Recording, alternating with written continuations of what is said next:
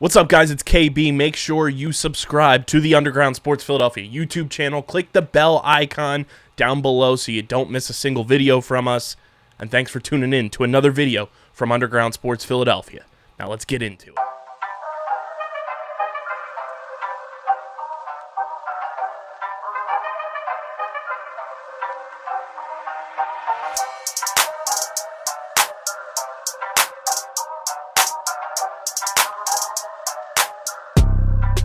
All right, ladies and gentlemen, we are back following a big Vineland High School football victory last Friday night against the Bridgeton Bulldogs. And we're back with the Dan Russo Show presented by the Red and Gray Gridiron Group and Underground Sports Philadelphia. I'm your host, Kyle Bennett. Joining me each and every week, the namesake of the show, head football coach of the Fighting Clan, Mr. Dan Russo. Coach, how are you? Congratulations on the first victory of the season in dominant fashion. We talked about it last week where you guys were going to be ready and hungry to go out there and get a victory over Bridgeton, and you did just that. 28-0 the final score. How we feeling after first win of 2022? Yeah, everybody feels great. Kids are very excited. They worked hard, the staff and the players, and they put a full game together and had a good result. And I'm real proud of them. Like I said, the kids worked extremely hard. Lost a close one the previous week. Weren't at full strength. Not here to make excuses, but it didn't work out for us. And, the kids were full strength. They played with high energy. They looked great, made big plays, and we were able to win the game and be a plus 48, which I always like to discuss with, in our program. So that's a big jump from 1 year to the next, and I'm very proud to say, we were able to win the game. Everybody played great. Yeah, it was a fantastic performance. Got some big-time players back last week as well, like you mentioned. Derek Akemi on the defensive side of things, Charles Clark on the offensive side of things. Both of them contributed in massive fashion. We were calling their names all night long. Talk to me about what you saw from them in their first game of 2022 and your expectations of, them carrying those performances over into this week against Clearview and, throughout the rest of the season as well, as they're going to be big pieces on the offense and defense. Yeah, they played great, and we had Carlos Rodriguez back as well. He's a newcomer to our program who's done a nice job for us. He plays H-back, and he stepped up, played well, made some nice blocks. Derek was, full of energy. He was really hyped up to go. He's a senior. He's a Vineland kid. He played in Vineland Midgets, and then he's here at the high school with us, and he's doing a great job. He's really tough, hard-nosed football player, and made a big difference on the defense. And obviously with Charles Clark, he's a dynamic runner. As you saw, he brings in a whole other dimension to our program. So real happy with all those guys being able to return, and we're just going to keep getting stronger each week. And it seemed like, for the most part, in this game, too, pretty injury-free. Obviously, Prince Borte got a little injured during the game. Any status update on him and any of the other guys that potentially missed last week? How's everybody, relatively health-wise? Yeah, Prince will be back. He's day-to-day, but he's got a sore ankle, but I expect him back for Friday. Unfortunately, we lost Charles Burt for the season with a season-ending injury. Feel really bad for him. He worked extremely hard in the off season, but I saw him today in school and just said, hey, listen, let's get you fixed up.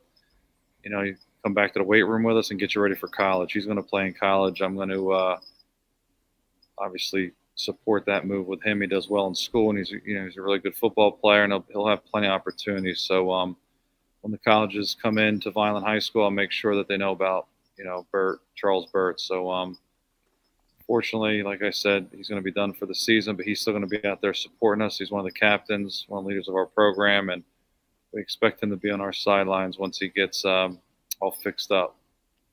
And, going into last week's game against Bridgeton, we talked on the show about, there were some things that you guys wanted to clean up on the offense, and obviously it seemed like a lot of things got cleaned up, putting up 28 points. The defense continued to, be absolutely stellar, and we'll talk about them in just a little bit. But What did you see from the offense that kind of, flipped a switch from that opening game against Oakcrest versus what you guys were able to do against Bridgeton? It seemed like the offense was a lot more fluid. The communication levels seemed to be at an all-time high across the board from what we were able to see in the booth. What did you guys see from a coaching staff aspect that, kind of switched up and you guys were able to execute a lot more fluidly on the offensive side of the ball?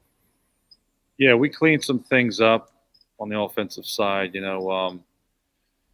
Trying to put our kids in good situations where they can make plays. And like we mentioned, the addition of some of those players, offensive line played a lot better. They're getting used to their positions. Gallo's only been there a couple weeks at center, and we're going to have him on the show today. He did an excellent job in a new position. Like I said, the more experience they get and the more reps, they're going to get better. We have some really great athletes here, and they're very athletic, and we're looking forward to Friday night. Yeah, and I think one of the big things that I've noticed over, from the last scrimmage you guys had to Oakcrest to this game that I've really enjoyed about this offense, because it kind of becomes more of an extension for you guys in the run game where you don't necessarily have to rely on, pounding the rock up the middle. Using somebody like a Jonathan Cephas in, those kind of, wide receiver screen type plays, those end arounds, it's a lot more creative and a lot more deceptive for you guys on offense this year than it was last year or in years past. How have you enjoyed kind of, using a little more deception on the offense and being able to utilize more than just, one to two players to kind of create offense and move the ball down the field? Dal, it's Josh Cephas. I think you mentioned John. You probably saw Joshua on the roster, but yeah, he's coming off an injury from last year where he was shut down, so he's getting stronger every week.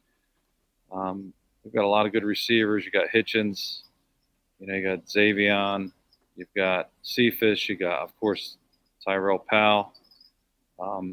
Working in some different guys too with different formations as far as Noah Cruz, and then we're gonna have Tayshawn Newman doing some stuff, and then Carlos. So we've got a lot of weapons, and then we have the good running backs. And fortunately for us, our quarterback is he can throw and run, so that's also a weapon. He's not a one-dimensional quarterback, so he's got that bonus there for us when we're calling plays. So combination, everybody getting better on the offensive side, the line doing better, skilled players doing better, quarterback relaxing a little bit, getting some key players back, changing some things up on offense, some quick stuff you saw that we were running to. You got to take what the defense gives you, and we had a nice cushion, so they took advantage of it, and it worked out well for us. And then the big momentum swing, when Tayshawn got piece of the ball, and then Carter was able to pick it up out of the air and run it back right before the half. That was a huge play and a momentum shifter, because I feel like we should have probably scored. We left some points on the board, but we're just fortunate enough to get enough points to win the game. And as you said, the defense played excellent. Another shutout. Offense got better, and special teams have been very good too, with a big weapon we have with Colin Greif. He's done an excellent job. So real happy where we are. It always feels good to win and build on that win. And once the kids get a taste of that, they want more. And so do the coaches. So everybody works harder. We had a great practice last night, getting out to Gatone again tonight. And, everybody's, working extremely hard to earn these victories. And you bring up the defense, and obviously we'll also have Tayshawn Newman on the show later on this episode. But you bring up this defense and 2 straight games of a shutout.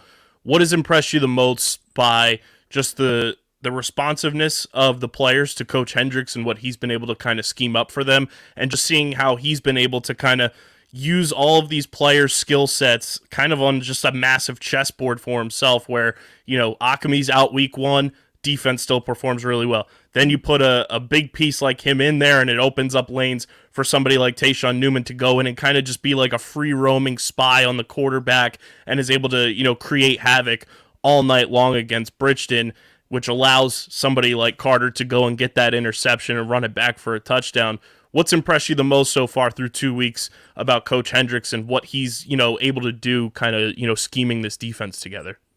Well, Coach Hendricks, he's doing an excellent job. But the thing I think I'm most impressed with is the kids being able to process and learn his system. And I feel like they're ahead of schedule. They're listening to Coach. They're paying attention. we always like everybody says bigger, faster, stronger, but we like to be smarter too. And we have some smart kids, and they're doing a nice job. But I think them being able to process what coach is trying to coach and teach is probably the thing I'm most impressed with. And like I said, Coach Hendricks doing a great job. Real happy he's with us. And I'm sure we brought it up as kind of a joke in the booth, but I'm sure the offense was looking at, Carter running that touchdown back towards the end of the half and saying, we can't let the defense tie us in points or let the defense beat us in points. So it was really nice for them to go out, continue to score on the offensive side of things. But how exciting is it for you guys when you know that you have all three phases right now where you're able to go out there and there's an opportunity for all three of those phases to put points on the board for you at any given moment? Yeah, it's a great feeling. It helps me sleep better at night knowing that we have all three that are working together and doing a great job. So, yeah, like I said, very happy with offense, defense, and special teams. We're going to keep working hard and getting better each week. And from this Bridgeton game, before we bring in some of the player guests that we have, some of your team MVPs from the Bridgeton game, what are some things that you guys are going to take from this Bridgeton game? Obviously, you don't want to sit on a win too long when you have more games, to focus on down the line. But what are you guys looking to take from this Bridgeton win, it being the first win of the season, some of the highs, some of the lows that you take away from a game like that to, continue to institute that into games down the line, and how do you kind of learn, from some of the mistakes that might have been out there that nobody really picks up on unless you're out there on the field or you're out there coaching, because everybody's going to look at that final score being 28-0. That's a rousing success, obviously, but obviously no game is perfect no matter what. So what are some things that you guys have worked on in practice? Obviously fighting the elements a little bit the past couple of days, but what's practice been like this week? We had a great practice last night at Gatone. Kids worked hard, and it's not easy going to school a day, going home for a little bit, and then going out, getting a ride to Gatone. But they all got there. Everyone participated. They did a great job. Some of the JV guys gave the varsity a great look. JV had some success as well on Monday. Ended up beating Bridgeton 16-0. So that defense also had a shutout. So it's trickling down to the JV level. And freshman has their first game Thursday against Clearview, so we're looking forward to seeing them have some success. But we got great numbers. Varsity, we travel 45 to 50 kids. JV had over 30, and freshman's at about 30. So we've got a lot of kids that worked hard, tried out for the team, made it. Some kids from last year. And, the program's growing. We have a lot of kids in Vineland, and a lot of kids want to be part of, good programs, and we have a really good program here. The football team is, hanging in there, doing the best we can, winning some games, getting kids in college, getting a couple guys into pros, so we're real happy with those guys, and just glad to be part of it. Getting back to your question as well, biggest thing the kids, learning to finish games out, knowing how it feels to win, and doing what it takes to win, and that's what they're doing. So some of the things we want to clean up are some of the mental mistakes, holding penalties, false starts, jumping off sides, things of that nature that you can control. Some of the other things, some kids are going to miss some passes and miss some throws, maybe even miss some tackles here and there. But the mental things is something that we were focused on all week. And, the penalties were down. Can't have penalties in key moments when you have big gains and scoring drives and things like that. So kids did a much better job of focusing, doing what the coaches asked, and winning that game. So feels good to win. And it seemed like everybody listened to the show last week and stayed hydrated. A lot less go. cramping this past week, which was nice to see. And it wasn't as hot, so that helped too. I'm not a big fan of the heat, as you know. I'm glad it's cooling down. We get some of this rain, and I like the fall. For sure. And, Coach, we got 3 of your coaching staff selected MVPs from last week. For this week's show, we're going to try to incorporate some of the players in for the listeners and viewers at home throughout the season. So who do we want to bring on first, Coach? We got the offensive, defensive, and special teams MVPs from the Bridgeton game. So let's bring in our first MVP. Let me ask you, right here. Who would like to go first? All right, I think I have a volunteer, so let me just introduce him a little bit. Tayshawn Newman did an excellent job. He's a junior. He's playing on the defensive side of the ball. We're trying to get him on the offensive side as well. He's an impact player. Staff made a decision to put him on the edge. He's doing a fantastic job. He's made for that position, and he disrupted their offense, Christian's offense, all night. Um, Caused that big deflection. Ended up with a defensive score for us. So I want to bring him in now. So we're going to trade chairs here, and when he's done, we'll get the other guys on as well. All right. Sounds good. And Coach will join us back to preview the Clearview matchup as well, and obviously talk about our alumni and figure out what the uniform combo will be. But we got Tayshawn Newman now with us. Tayshawn, welcome to the Dan Russo Show. First things first, I have to say this. When I saw the roster game one this year and saw you're still only a junior, my brain nearly exploded because for some reason I thought you were a senior, but I'm glad you're still going to be in the fold for this season and next. Congratulations on the big game last week against Bridgeton. First things first, talk to me about what it's like playing for Coach Hendricks. Obviously, you were with the former defensive coordinator last year with Coach Smith, and what's kind of the vibe about the defense this year that feels a little bit different? Is there anything new that Coach Hendricks has kind of put in front of you guys to make it, these first two games have been shutouts for you? What's it been like playing for Coach Hendricks? Yeah, playing for Coach Hendricks is really amazing. Like everything he tells us is like he say he's been there, he's done that, and we listen. And everybody want to get there to the highest level. And the plays that he calling, like we study them almost every night, and it's getting easier and easier for us. So we just take it from there. And last week, obviously, you guys get who I like to call the Ox. You get Derek Ockamy back on the defensive line, who I felt like opened up so many opportunities for you in the way that Coach Hendricks is kind of scheming you on this defense. To have Derek back in the fold, see, the disruption he's causing on the defensive line, did it feel like even a little bit easier for you to kind of be out there? Like I said to Coach Russo, it seemed like you were kind of able to be kind of a freelancing type of spy on Bridgeton's quarterback last week, where you had a little bit more creative freedom, if you will, to go after the quarterback, drop back in coverage if you needed to cover somebody. What's Derek's presence on this defense like for somebody like you, where you are so versatile and athletic that you can kind of maneuver anywhere on that defense? Yeah, having Derek back is amazing. He brings so much energy to the defense and get everybody hyped up with him. And you get to see in film that he played with so much energy.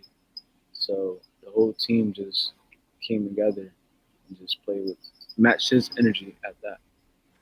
So take me through the pass deflection. It leads to Carter's interception. You guys score that defensive touchdown as well, which I'm sure felt great for you guys.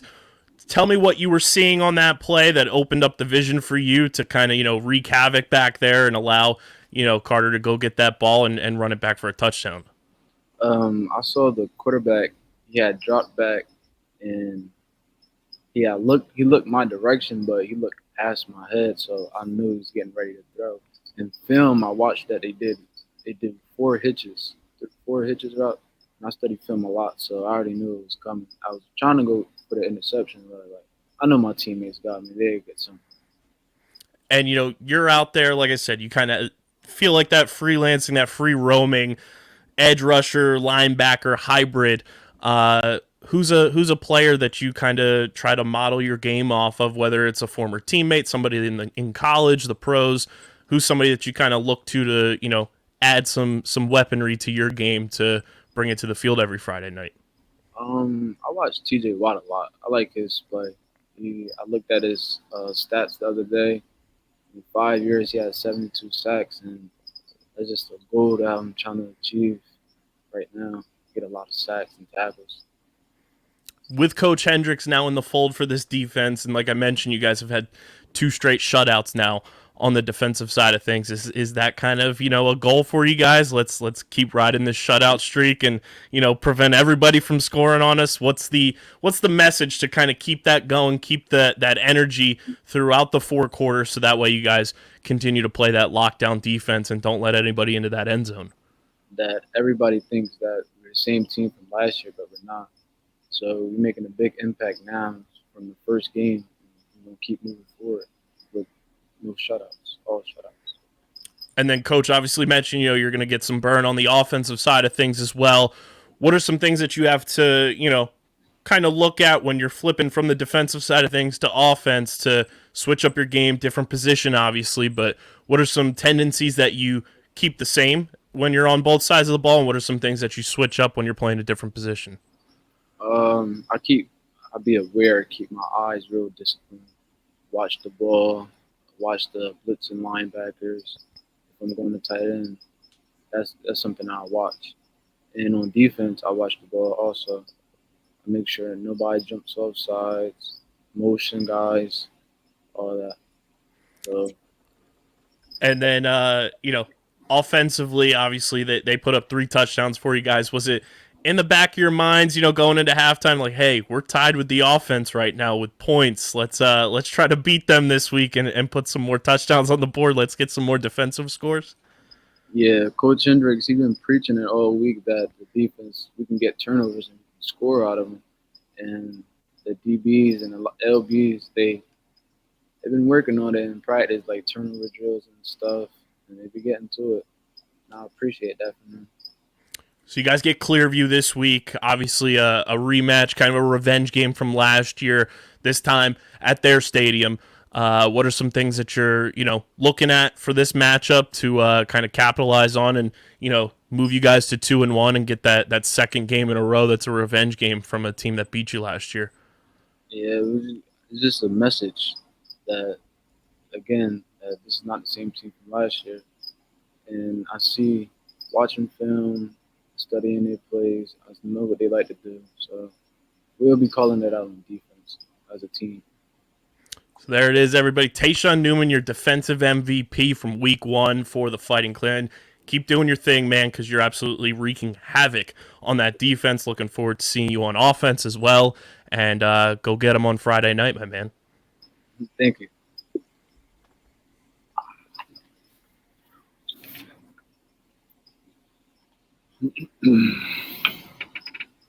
All right, you have a preference on who you'd like next, Kyle? Roll them on out. Doesn't really matter to me. Tayshawn was Okay. fantastic. Want to thank him for hopping on the show this week. And Yeah, he was. we love the film junkies, Coach. Yeah, no doubt, no doubt. How about we bring up Colin Greif now? Let's bring him in. Discuss what he's done to improve and what a huge impact he's having on our, on our season here, and real proud of him as well. All right, here Absolutely. You go.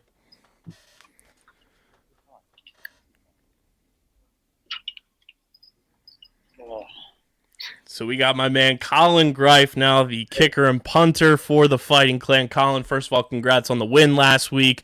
You get 4 points on the board for this team. First things first, I got, as a former kicker myself, how for the brand are you? Is Pat McAfee a big influence on you? I've definitely watched him a lot over the years. Yeah, and I've just noticed how when he plays, he's just having fun. It's like Absolutely. Effortless. And that's what you got to do too when you're in those moments as a kicker, as a punter, when you don't know when your number's going to be called. You just got to stay loose and you got to have fun. Take me through, these first 2 games for you. Obviously, the Oakcrest game, not the result you guys wanted, but you were out there quite a bit. Just take me through this leg strength. What has you ticking? What's got you booming these balls down the field? What goes into, your routine to, kind of stay consistent and, because not a lot of people pay attention to the special teams, guys. Not a lot of people pay attention to what goes into, the punting and kicking work. What's kind of your daily routine at practice and, just staying sharp and being consistent? Well, what I've been doing for a while is, I go to 5-star kicking with Coach Jim Cooper, and he's been a big help over the years. I've been going to him for like 4 years now, and he's taught me a lot between the basics and what to expect in game, between dry runs, just making sure it's always perfect,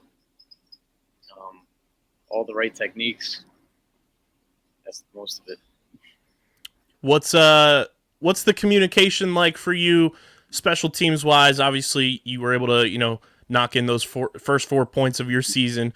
last week against Bridgeton, but communication wise, it's always it's a triangle almost that I tell people when it comes to kicking. You got your long snapper, you got your holder, and then it's you. What's that communication like throughout a game? Not exactly knowing when you're going to have to go out there to kick, but between you, your long snapper, and I believe Tank is your holder. What's that communication like for you guys?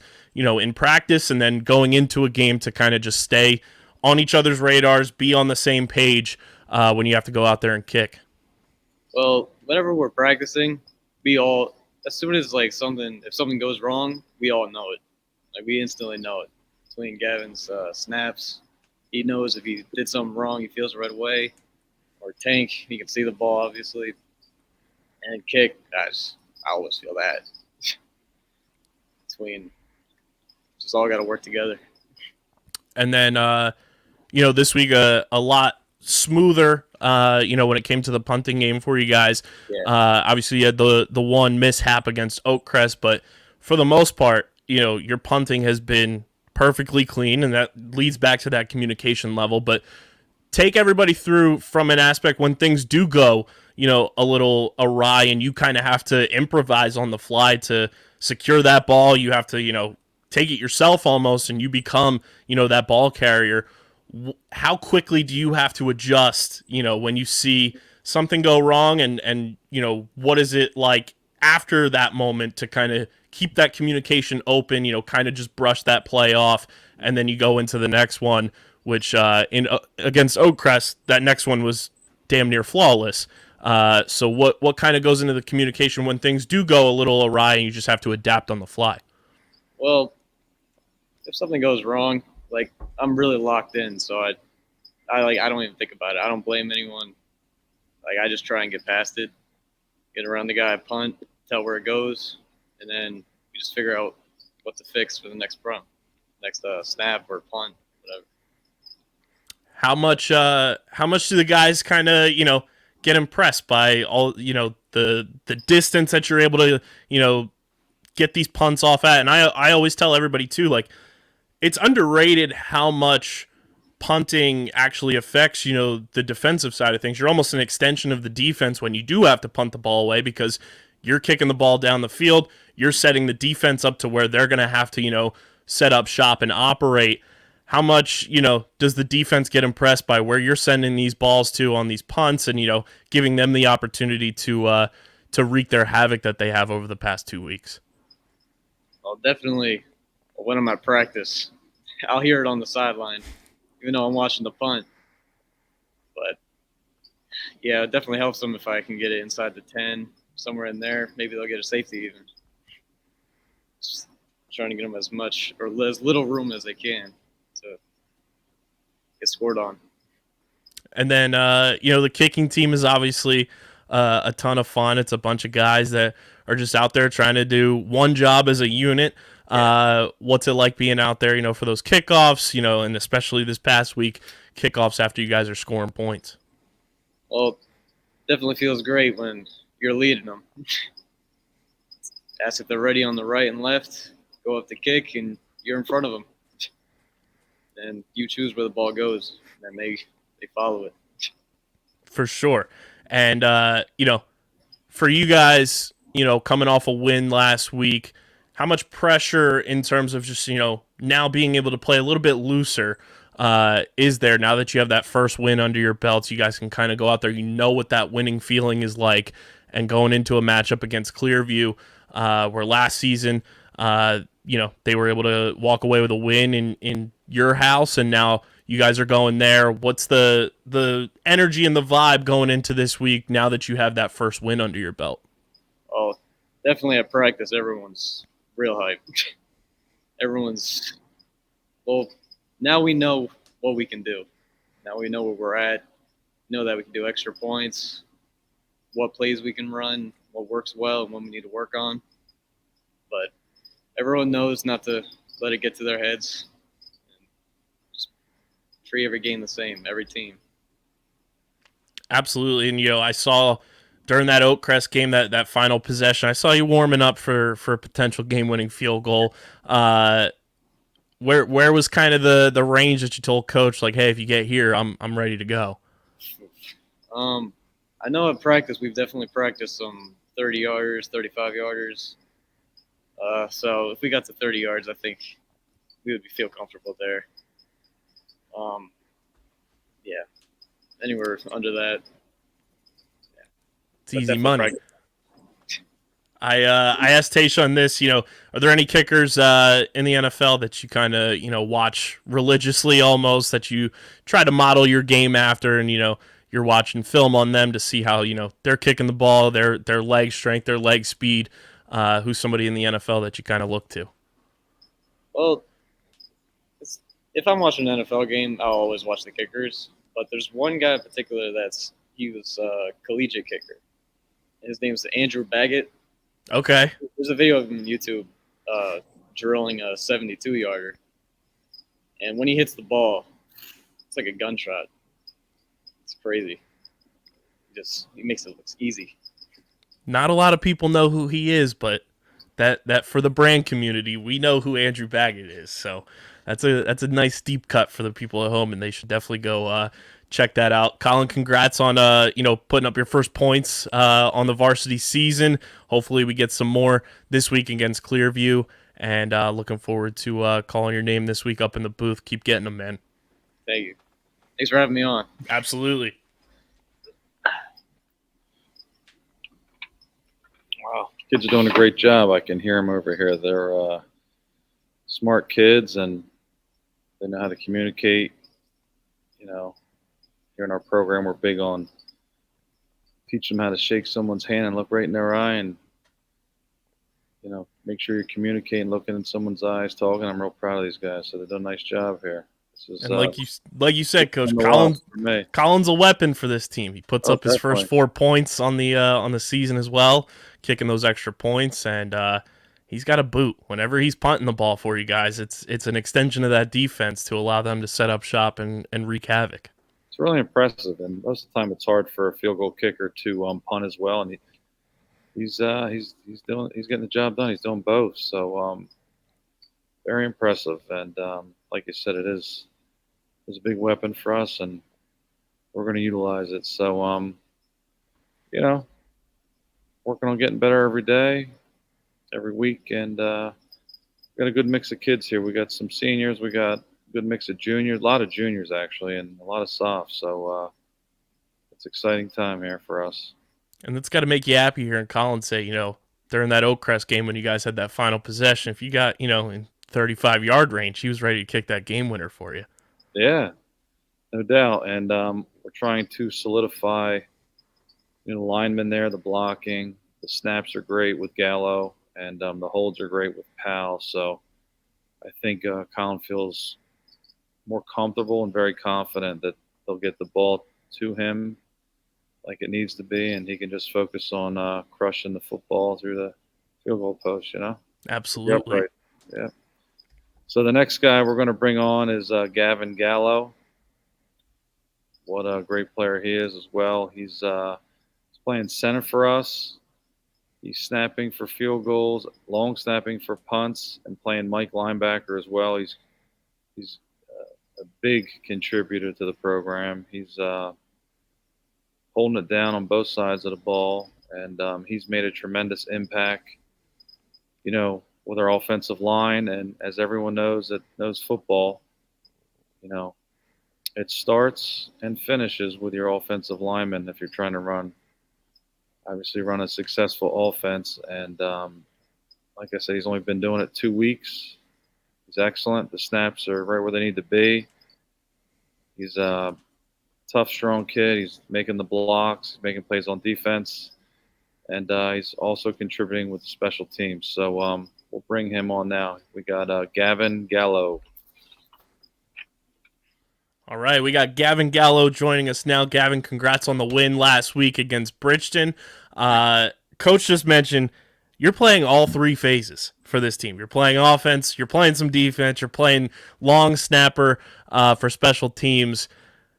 You're just built different, man. Not everybody can get away with playing all 3 phases like that, and you've only been snapping for 2 weeks, which is just as equally, if not more impressive. Take me through, these past 2 weeks for you and what it's been like, getting those center reps and, playing with Danny at quarterback and being part of this offensive line. Playing center's just been fun. It feels right where I needed to be the whole time. I just fit there. And Dan being back there, I know that I have a quarterback that I can rely on to make plays with me too. So it feels good at center. And I brought this up to Greif as well. It's a communication thing. Being a center, you got to be able to be in constant communication with who you're getting the ball to. What are some things that are similar when you're snapping to Danny, when it's on offense, and then when you're on special teams, long snapping to Tank so he can get that hold up for Colin? What are some things that are similar, and what are some things that you got to kind of switch up, when it's a much bigger distance, obviously, with long snapping? When it's a bigger distance, long snapping, it's just I got to calm myself down first. But with center, I just go out there, don't even think about it, just snap, and then worry about my block. So center just comes more naturally, but with long snapping, I just got to take my time with it, calm down, then make the snap. To be able to play all three phases takes a ton of energy, ton of discipline. What goes into your daily routine to get ready to go and play all three phases? Because pretty much you're out on the field almost all game, outside breaks that you do need to take, but to be able to execute properly and at the level that you expect of yourself, what are some things that you have to take into account to be able to play at a high level on all three phases? Most of the time, it's just staying in the right mindset. Got to stay in the game. Got to stay in the right headspace to be able to keep going no matter what's happening on the field. So it's mostly headspace. If I don't get in that right headspace, then I don't perform as well as I would want to. So yeah, headspace is where I need to be. And on the defensive side of things, obviously Coach Hendricks, brand new to this program as the defensive coordinator. What's it like playing for him, and what's it like, being able to be out on that defense in that linebacker room, and seeing you guys put up a touchdown last week had to be just as exciting when you're out there on defense. But what's it like playing for Coach Hendricks? Playing for Hendricks is pretty great. Everybody seems to fit into what he's doing. Everybody's doing their job. Everybody's just playing really well on defense right now. We hope to keep that going in the future. So and I brought this up to Tayshawn too. 2 straight weeks defensive shutouts for you guys. What's the message from Coach Hendricks and the message amongst yourselves to stay locked in and continue to prove that you guys have that ability to go out any given week and pitch a shutout? Just keep it going. Just keep thinking about how we're going. Stay in the right headspace. Keep practicing how we're practicing. Just keep it rolling. Obviously, communication is key along the offensive line as well.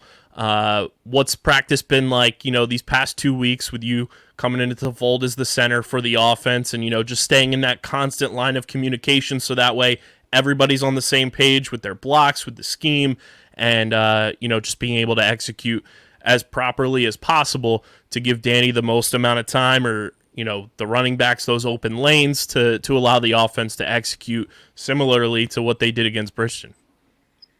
Practice on the O-line is everybody just reminding each other what their jobs is, me reminding everybody else what their job is, and just doing their jobs. That's all we need to worry about right now during practice, and then once we get to the game, we'll keep that going, and we'll be fine. To be on the offense and defense, there's obviously different leaders on both sides of the ball. Who's some of the guys that have really stepped up early in the season to kind of keep everybody in that headspace of, like you brought up, just staying locked in, doing your job, knowing your role? Who are some of the those leaders in the locker room for you guys? Derek definitely steps up as an energy guy in the locker room. He keeps everybody hyped up, ready for the game. He gets everybody ready. For the offensive side, I would say that Dan keeps everybody calm, makes sure everybody does their job, makes sure they know what they're doing. Those are the two main guys on both sides of the field. To get Derek back last week, what was that like to have, him out on the field again? Like you said, that energy and, it seemed like as soon as he was inserted onto that defense, it opened up so many different opportunities for so many different guys, led to you guys getting that touchdown as well because it allowed Tayshawn to go in, create some havoc, and let Carter go get that ball and run it back for a touchdown. But to have Derek's presence back out on the field, obviously he's been on the sidelines and everything for you guys up until last week, but to have him actually out on the field and his presence be felt as much as it was, how exciting was that? Super exciting. Having Derek out on the field is just a force that nobody can stop. And him being out there, if somebody does try to stop him, we have an open lane for Tayshawn. So there's nothing anybody can really do on that side of the field. And on the other side of the field, there's nothing anybody can really do over there either. And you guys have Clearview this week, obviously at their house. Last year they came into Catone and walked away with a W. What's been the mindset going into this matchup to really stay locked in? And now that you have that first win under your belts, you know what it takes to win. You guys know what you're capable of, like Colin said. And, what do you guys have to do just to continue to execute and go out there against Clearview to pick up that dub? We just got to keep it rolling. Don't be sloppy out on the field. Know your jobs, know your assignments. And then we'll just get the job done that way, just by knowing our assignments.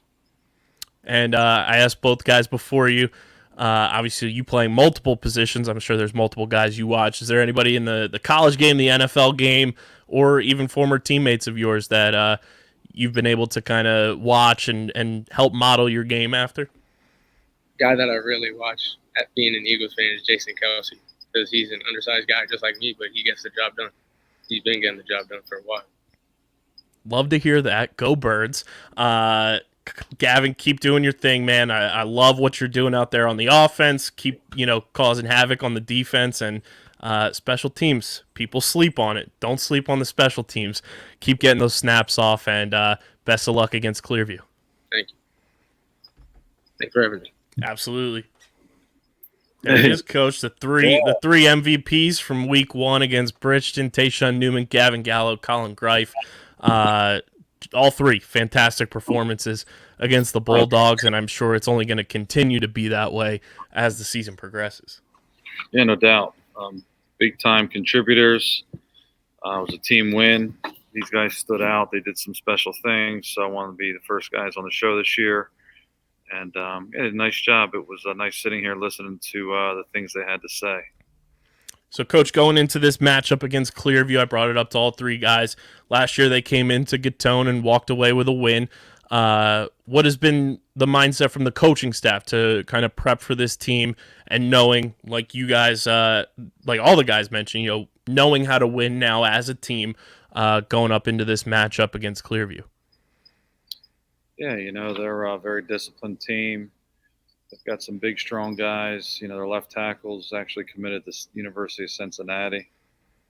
He looks very big on film. So when they look big on film, that means they're going to be huge in person. So it's going to be a big battle with Manny on the edge, another Division I football player against another Division I projected football player at tackle. So that should be a good battle. I told, Manny he wants to get maybe some more offers this week. This is the week to do it. Try to shine on film against Division I prospect here. So, they're big up front. They don't make many mistakes, so we got to make sure we're not making any ourselves again, and make sure that's limited. Hopefully, there's none. But like you said, they came down to Gatone last year, and it was a close game. They pulled it out. So our guys are motivated to avenge that loss as well. So kids have worked hard all week. We've been preparing. It's been a tough week with the weather, but fortunately we have the turf, so we haven't really lost any practice time. We're actually heading out there tonight. And, it should be a good matchup. Their quarterback looks, fairly adequate. They've got some decent running backs, some decent skilled players. They play, consistently on defense. And the game with Atlantic City was close, but then in the second half, Atlantic City started to pull away. Made some plays. So, it should be a good game Friday night. The last time we went to Clearview, it was an electric game. We actually set close to setting the school record. I guess it was the second highest amount of points ever scored. I feel like it was 61 or 62 points, and they were scoring as well, so they didn't have a running clock. So both teams, they might have scored in the 30s. We ended up scoring in the 60s, but it was a great atmosphere under the lights. They have a huge fan base. It'll be packed Friday night, and it'll be fun environment to play a football game in. In the practice setting this week, we brought it up on the past couple shows now, this matchup being the only matchup you guys don't have on turf at Clearview. Does the practice mindset for you guys as a coaching staff, change in terms of how you want guys to, kind of execute certain things, even though you're practicing on turf at our wonderful facility at Catone Stadium? What's kind of the message from the coaching staff to kind of prepare for a surface that you're not accustomed to playing on per se? Yeah, fortunately, we have, at the high school, we have a grass practice field. So tomorrow we'll do our final practice on the grass just to get used to that. But I think being at Catone has been beneficial because, number one, it's at night. They're getting used to the lights. A lot of teams, and us too, practice after school when the sun's still out. But it's not really beneficial because most of our games are played at night, as you know. So getting them that experience in practice, I think, will help us this week. Also, being able to have a grass field here at the high school and at Catone, everything's measured out. The hash marks, the numbers, the sidelines, the pylons, everything's there. So we had great practice last night. I'm looking forward to another great practice, Wednesday night here. We are a look good, feel good, play good show, obviously, Coach. Last week you guys went with the all white unis on the road. What's the uniform plan going into Clearview this week? Yeah, we're going to switch it up a little bit. We've issued the red and gray helmets. We're going to go with our red and gray helmets. They're going to look very nice Friday night with the white jersey because you're on the road. And since they do have grass, and I do like to keep our uniforms nice and clean, we will be rocking the black pants. I like it. I don't want to show any grass stains on our gray or white pants because I'll tell you what, it does not come out no matter what you use, whether it's got Oxy in it or that stain remover. You get some of the stains these guys get playing hard, football on a Friday night. It's not coming out. So we got to change it up a little bit. So I like to preserve our uniforms so they last, and that's part of that thought process. A lot of people probably listen saying, man, he really is particular. And yes, I am. I like the kids looking nice, having nice stuff. We want to last. We try to get 5 years out of our school issued uniforms. And then we have our, uniforms we do fundraisers and donations and we get some extra stuff for the kids. But, when I got the job, we had like Rydell uniforms and everybody else had Nike, Under Armour, something nice. So I wanted the kids to have what our competition has because if they can't get it here, they're going to go somewhere where they can get it. And I don't think they're getting what we have anywhere else nowadays going into year 10. So kids like it, like you said, feel good, play good, and they're playing good. So we're going to continue to give them nice things that they deserve and that they've earned through hard work, and we're happy to do it for them.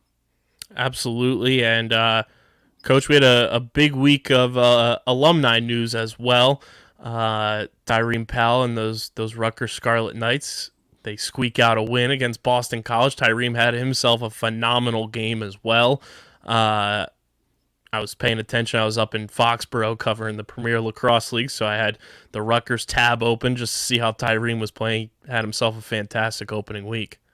Yeah, most definitely. That was a great win, and I was so happy that it was on TV because sometimes with the ACC network, it's difficult. I don't know if they've changed what's going on or what. There's some kind of conflict with Xfinity, so it looks like that's been resolved. So I was so happy. We had like a morning lift and freshman JV practice, and I headed home, and I was able to watch that entire game. And what a great game! That last drive, 96 yards, or 94, whatever it was, but I didn't throw the ball once. Just utilize that big offensive line. They have all transfers from all over the country, and Defense played great. Tyreen played excellent, had a bunch of tackles, couple sacks. And it's just real excited. I was actually texting Coach Shiana right after the game, and he must have been on the bus ride back, and he had some extra time, so he was texting me back, and he's real excited as well. That's a huge win. They haven't beaten them, I think, I saw since 1991 maybe. That's a big win for them, and I see they're ranked 30th in the country right now on one poll, and hopefully they can keep winning and keep climbing that ladder there and advancing to one of the elite programs in the country. I mean, Coach Shannon's got them on the right path. Hopefully some of these people that want to chirp about things, that the Rutgers football team are getting, no one listens to them, because you want to build a great football program in the Big Ten, you got to spend some money. And that's just the way it is. If they're not going to get at Rutgers, they'll go somewhere else. So I see some people sometimes putting some negative posts and comments about that. I hear rumors that Nebraska's after him. He could go there probably and get paid double, but he's a loyal guy in New Jersey. We want him here in Jersey. And I was joking with him saying, the food's much better in New Jersey than it is in Nebraska. So hopefully that's enough to entice him to stay, even though he could probably double his salary. So I'm sure he can get whatever meal he wants, but I'm just kidding here. Coach Shannon's doing a great job. I have a lot of respect for him. Coach Susan's the special assistant to the head coach, and he was at Bucknell, and gave Noah Sansone that opportunity, and Noah got a great education, was able to play football there at Bucknell, but he's on staff, and he's got some really good coaches. So real excited what's going on at Rutgers, and we're going to support them, as Coach knows, and Tyreem's doing excellent. He's special. Got a lot of special kids here, and he's very special. So great to see them getting better. Braylon Blakely, first game there for the College of New Jersey. They ended up winning a big game. I think it was against Moravian, but I'd have to check. But they got off with a big victory as well. I know Wagner had a close one against Fordham. I want to say Del Val, pulled out that win. We got some guys there, and Kane as well. So our guys doing a nice job, and we're happy to see them excelling at the next level. And just wanted to throw a shout out to Coach Cavallero. Does a great job for us, helps me out with all our social media stuff, whatever we need, Facebook, Snapchat, that's what it's called. He does as well, and Twitter, and helps us out, on the sidelines every week with stats and helping me with some game time decisions. And he's my special assistant. Like every head coach likes to have someone like that. So Coach Cavallero is the special assistant to the head coach, and he plays a huge role in our program. And he's been with me since the beginning, and he does a lot of things for the program that have helped us improve. And that's what it's about, improving in every part of our program. So I just want to say thanks to Jimmy. I appreciate you, man. And looking forward to having more success down the road here. And we get to talk about NFL football again this year, Coach, as Isaiah Pacheco gets his NFL career underway this coming Sunday on the road against the Arizona Cardinals. The Chiefs head out west to take on the Cardinals. Very exciting. And I had my fantasy football draft this past Thursday. And, a kid from Vineland named Isaiah Pacheco fell to me. So I got Pop on the fantasy squad as well. So hoping he makes some noise and gets elevated to some RB1 status there for Andy Reid and company. But Isaiah taking on the Cardinals this coming Sunday at 4:25 p.m. Eastern time. Yeah, hopefully that's televised. You think it is, you said? I would assume so, being that it's a 4:25 game. I'd be pretty locked in. I mean, Patrick Mahomes should be on prime time. Yeah, and if it's not, I'll just go to one of these local restaurants here, bars that have the football package. You know what I mean? Exactly. I mean, I think it's going to be cleared up for next year with Xfinity, and I don't know. I think that deal's expiring with DirecTV, but I'm looking forward to being able to watch Isaiah. He's another very special player that come out of our program, and he's worked extremely hard, and I wouldn't be surprised if you see him with that RB1 spot eventually. maybe sooner than later. He's a competitor. He can do everything they're asking of him, and he fits in well to that. Just about perfect in that offense. Yeah, they updated the Yahoo Fantasy app now, and his headshot is now in there. So to see Isaiah's face alongside with his name on the Yahoo Fantasy app is pretty surreal. We're still waiting to see. I know he's working hard, still bouncing back, but pretty close to 100%. Jamil Demby just waiting for that phone call. I'm sure that'll be coming sooner rather than later as well. And looking forward to seeing where he ends up. And it was pretty cool, obviously, last week with Vineland and Bridgeton playing each other. They had Marquise Bell Day with him making the 53-man roster for the Cowboys as well. Isaiah was in attendance for that as well, so pretty cool to see inter-county, just support with those two guys making their first NFL rosters. Yeah, no doubt. It's nice to see kids in our area having success, in college and at the NFL level. So hopefully that continues, and the younger kids see what can happen if they work hard and do well in school and do nice things in the community and put in that work. And I did see the very first member of the Vineland High School football family who made it to the NFL will also be getting some nice accolades for himself, a street named after him, and the key to the city as well. I'm sure you're looking forward to that event happening very soon too. Yeah, I'm looking forward to meeting Lupa Cone. That'll be a nice event, and Robbie Bono's going all out. Sounds like it's lobster and steak. So hey, I'm there. I get to meet, like you said, the first Vineland High School player to make it to the NFL. So I'm very excited for that. I think it's on a Thursday night, Washington Township week coming out of the bye. So, Sheena Santiago is doing a nice job getting some donations for some of our players so they can attend as well. So we're looking forward to that event. It should be a nice night. And we get to celebrate Lupa Cone. So, like I said, that should be a great event. Looking forward to it. Coach, any final thoughts heading into Clearview? What are your expectations? And obviously, for everybody at home, make sure if you're in the area, come out, come support the Fighting Clan, support the football team, the cheerleaders, the band, as they take on Clearview at Clearview. And according to Max Preps, this is a 7 o'clock kickoff as opposed to the 6 o'clock that normally happens at Catone. So a little bit of a later start time, but not too much different there. But any final thoughts heading into the game? Yeah, like you said, expectations are to win. We want to win. And we want to win the right way here with the right kids. And that's what we have. If you have the right kids in your program that do what you ask and behave and do the right things in the community and do their schoolwork and get, the grades, that's what we want here. And that's what we're cycling in. If someone doesn't get it and they're in our program, I'll just shake their hand and say, hey, listen, this isn't for you. I wish you the best. You got to fix some things. And they're young enough, come talk to me next season. But you have to work hard, and you have to be disciplined, and you have to be a positive role model to the youth here and in the community. And we're doing our best to cycle in those types of kids and sending that message. So real proud of the guys.